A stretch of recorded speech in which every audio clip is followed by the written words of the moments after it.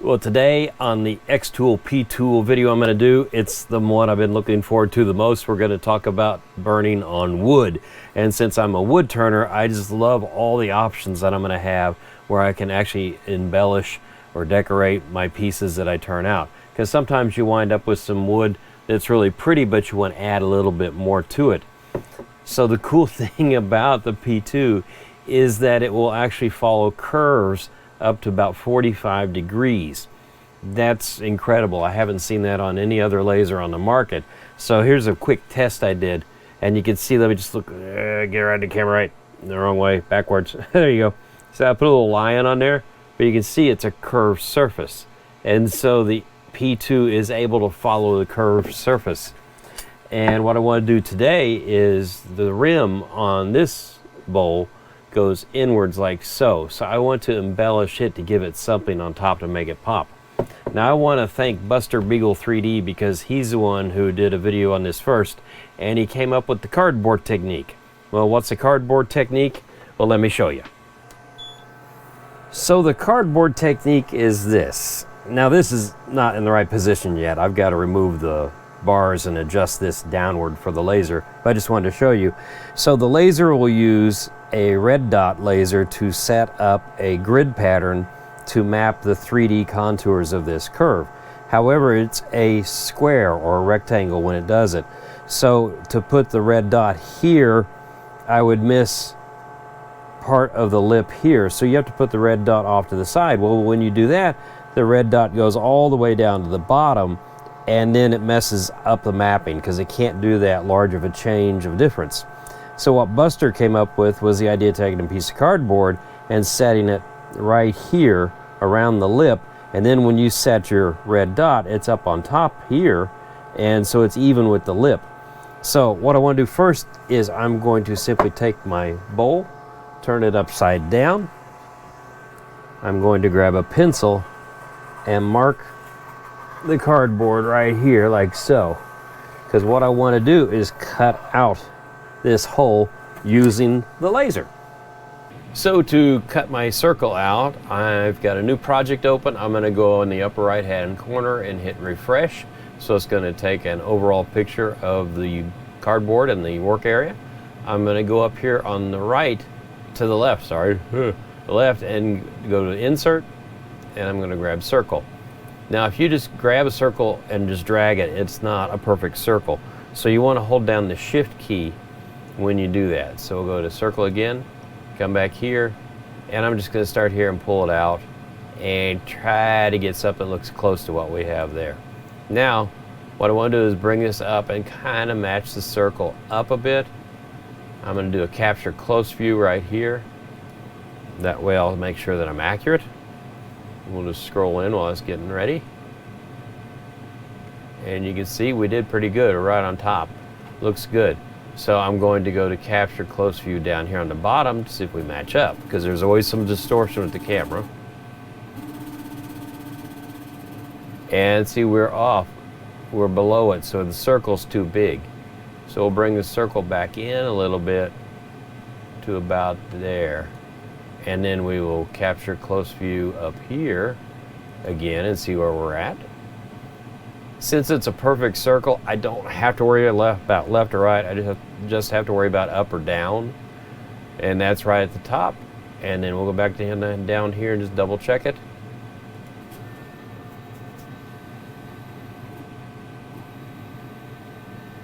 Perfect. Okay, so we've got our circle set up to the right diameter. And then I want to go to click off of that. I want to go to user defined material. We're going to pick cardboard because we know it has the right settings for cardboard. But I'm going to go up here to this little ruler and have it measure the thickness of my cardboard. So instead of 3.5 millimeters, it says it's 3.9 millimeters. So it makes a little bit of difference in the power and speed. So we'll go here. We're going to go to cut, 100% power, 50% speed, one pass. So we're going to hit start, and we will cut out our circle.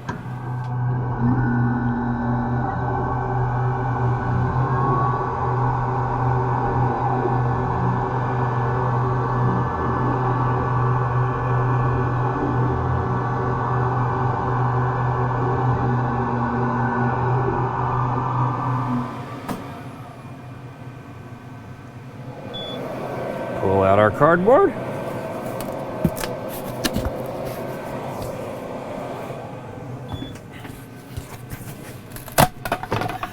There we go. Now this should fit perfectly in there, and look at that, that's really good. Okay, so I have my blank prepared. I just used some masking tape on the bottom here to hold the cardboard in place. And you can see this is much higher than the normal base inside of the P2, so I've removed all of the slats. And the cool thing is it has a removable tray which you can set to different levels. So I've set it at the height I need for this project. I'm gonna open this up and set this in.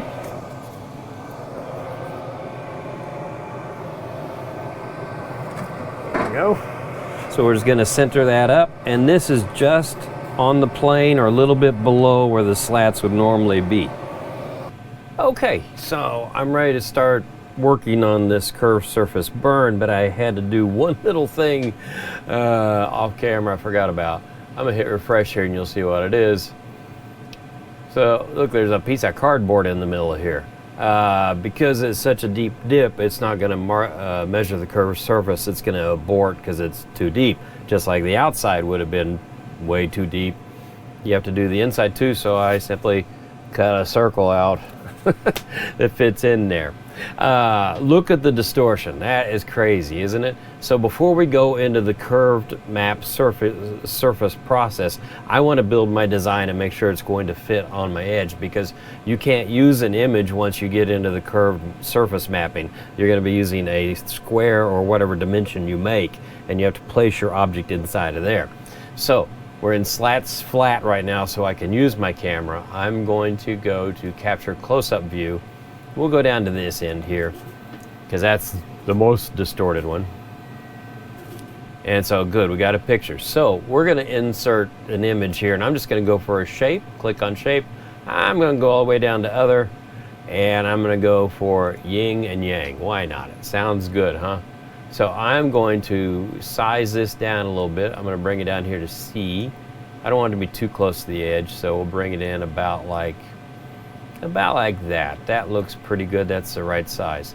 So the next thing I want to do is I want to go up to array and do circular array. Now it looks like a mess right now because everything's too close. Let's do 1, 2, 5 for separation. That looks a little bit big. Let's go to 1, 1, 0 for separation. Let's hit OK on that. And so I'm going to grab all of these and I'm going to group them. And then I'll bring the group over here and start laying it on my design. Looks like I need to go a little bigger. So we'll just go a little bit wider like that, bring it down. So I'm trying to center it on this part right here. And now I'm gonna go up here, capture close view, and go up top, see how I'm doing on that. That'll tell me whether or not I need to change this dimension. And actually that's not too bad. I'll just bring it down a little bit. You can just increment yourself to death doing this stuff. So, but we're going to go around and look. Now, one thing somebody mentioned to be neat upgrade would be is if there was a tiling system, so every time you took a new picture, it left the old picture, and that would be really handy, I think. We're looking pretty good so far. That looks awesome. We're gonna go to here.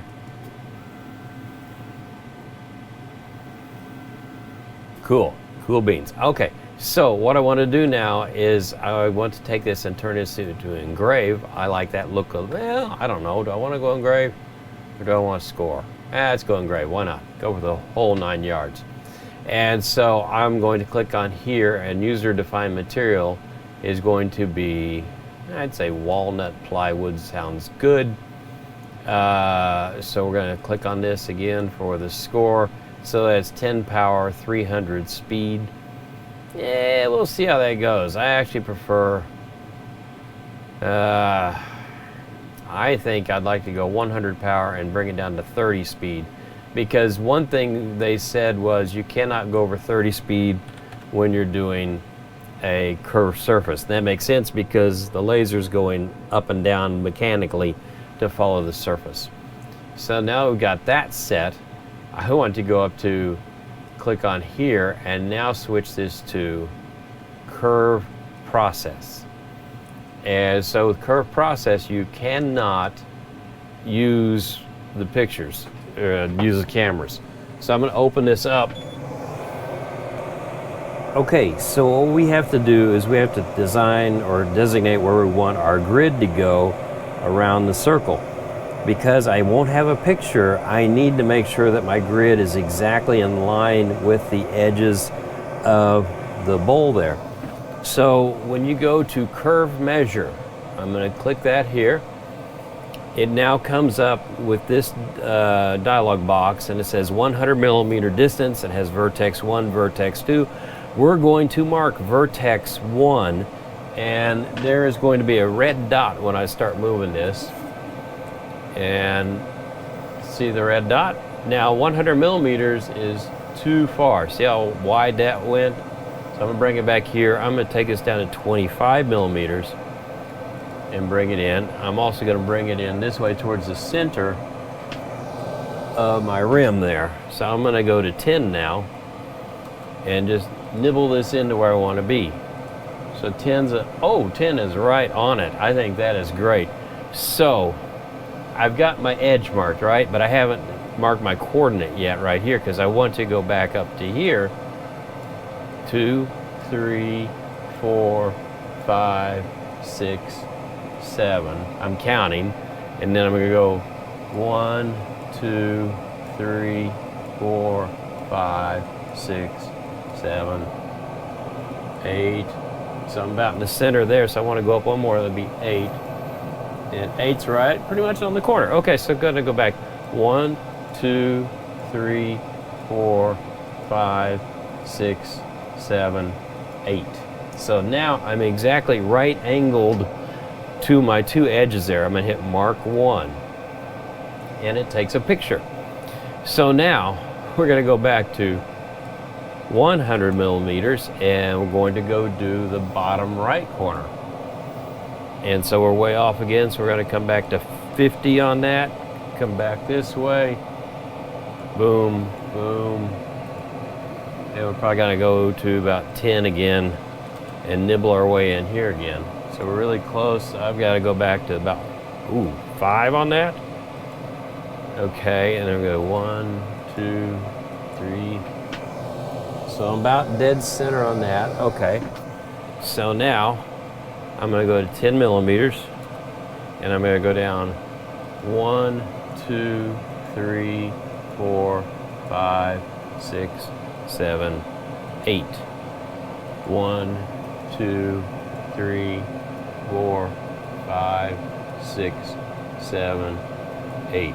And we're pretty good. We're really close on that corner there, so I'm good enough for jazz. So we're going to go back now. 1, 2, 3, 4, 5, 6, 7, 8. Or I guess I just could have been smart and put in 80 there. Figure that out. Okay, hit mark. Okay, now when we hit next, it's going to show us our grid with 17 rows, 17 columns. That's a lot of marking. We'll start it up, and what it's going to do is it's going to go through each one of these dots and make a 3D contour of what's going on here. So the light goes off during this process, and then you can see the red dot going across. Now this will take a little while, so we'll let this finish up. And once it's done, then we're going to move on to the next step. Okay, it just finished up, and it popped up with this dialogue here, and it shows, and it says some of these curves are out of the realm of where it can print, and that's okay because that's the drop off. You can't go really steep on this thing. You can't do right angles, you can't have overhanging stuff. Now you can see that the mesh is kind of see-through. We can actually pull it up here, make it really detailed. So anyway, I'm going to click done on this. And so now, see my square? I'm going to grab my elements here and bring them inside of that square and make it symmetrical. Since I have no picture to go off of, I have to go off the square that's there. That's why I pre-built my design. So we're doing engrave, and it's saying manual setting. Let's see here. We probably want to go to power 100, speeds 30 is the max. I'm probably gonna bring the power down to 50 just to be on the safe side. You can always run it twice if you want to. So I might actually stop and start this if I see it's a little bit too light. Okay, so now all we got to do is hit start, and we can see our preview right there. We're going to hit start, and I'm going to close the lid and hit the button, and we're going to go.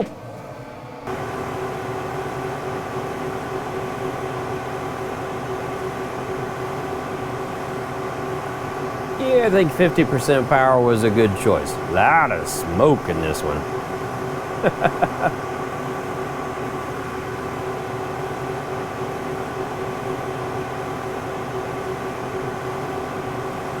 Well, okay, as you know in the laser world, test, test, test, and abort, abort, abort.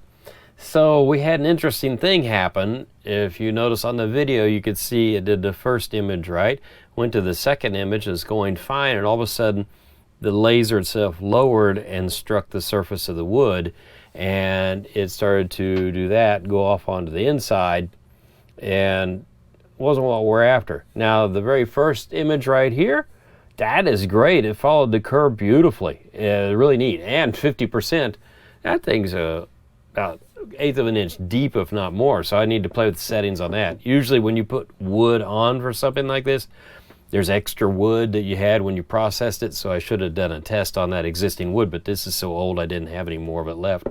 Anywho, the thing that happened was, I have a feeling I should have looked at my 3D rendering a little bit better. Let me show you what I'm talking about.